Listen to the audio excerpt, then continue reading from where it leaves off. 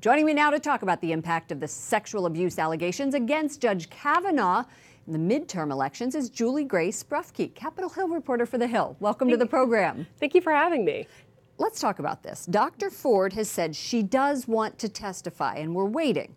Yes. Do things shift if she doesn't appear to testify? Do they shift in Judge Kavanaugh's favor or not? Now, I think it's all going to kind of hinge on how Judge Kavanaugh's testimony goes and what that line of questioning looks like. I think it'll also hinge on whether or not her testimony is public.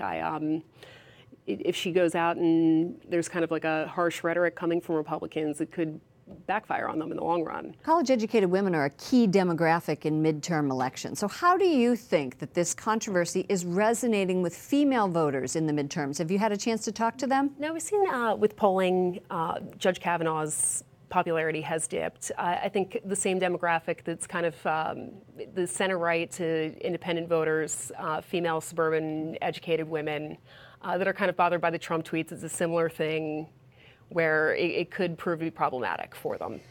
If this confirmation proceeds to a vote before the full Senate, as we believe it will, how do these assault allegations change the dynamic when it comes to how Democrats and Republicans, not just women, will vote ahead of the midterms? I think, once again, it's going to hinge a lot on the testimony and what comes out of it, what comes forth from an investigation.